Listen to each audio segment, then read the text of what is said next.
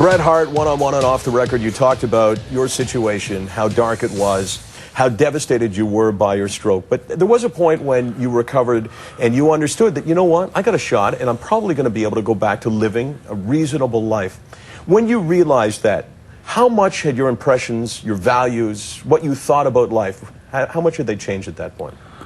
You know, I went through so many different phases. Like in the beginning, you know, in the first few weeks that I had a stroke, I tried not to get bitter. You know, I was really angry about it. I couldn't believe it. I couldn't, it's like, you know, like I was really mad and I was really bitter and just really down.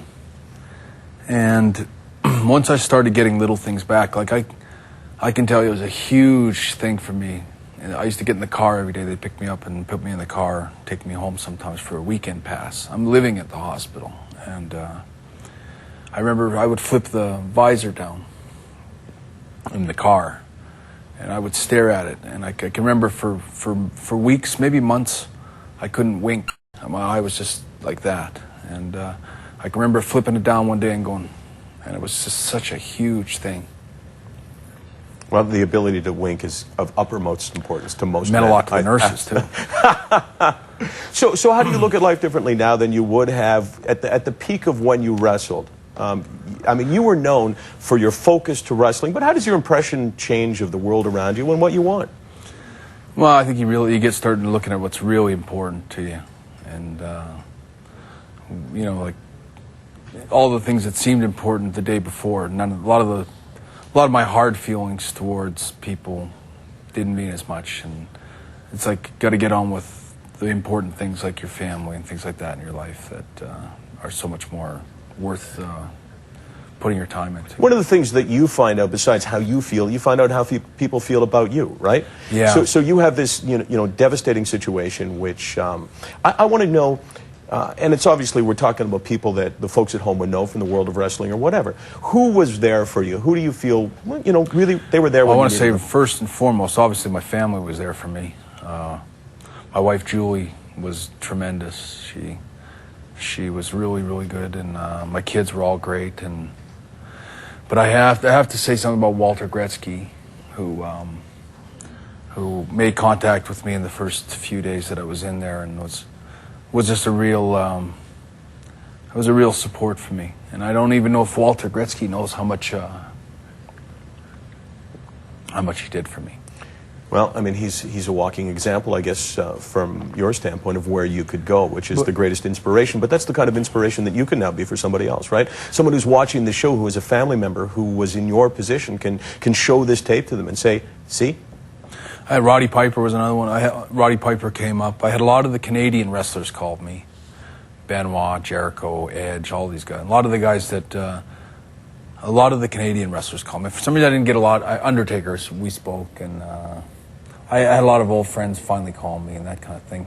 It's funny, after I left the WWF the way I did, and even the way I left the WCW, I think a lot of wrestlers were afraid or intimidated to call me, or maybe they didn't want to open up that can of worms, or maybe it would get them in trouble for talking to me or something like that. But I never heard from too many wrestlers, even after, especially after my brother Owen's passing. You know, I kind of found myself isolated because people just didn't want to go there. They didn't want to talk about it, and with the lawsuit and all the stuff that was going on. You know, you and I have always spoken candidly. I mean, you've been open and honest, and, I always say to you, is there anything you don't want to talk about? And you say, ask me anything. And after Owen's death, you spoke about Owen's death and the people that you felt had betrayed you and all of that.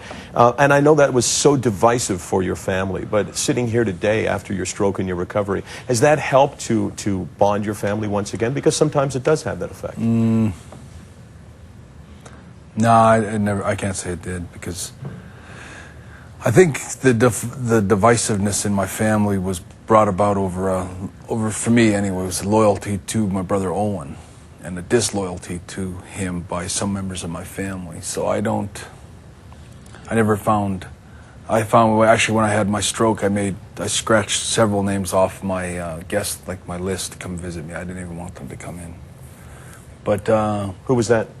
My sister Diana, who was married to Davey Boy. I never really saw eye to eye with her, and I kind of closed the door on them, and they don't exist for me anymore. Ellie, my sister Ellie, was married to the Anvil. they were too hell-bent on getting jobs for their husbands rather than thinking of Owen and his family, and I never forgave him for that. I want to hear what you have to say about Vince McMahon, but I want to say that your slogan was the best there is, the best there was, and we can still say the best there ever will be. He's Bret Hart. What's the situation with Vince McMahon? Hold on to that. We'll find out next.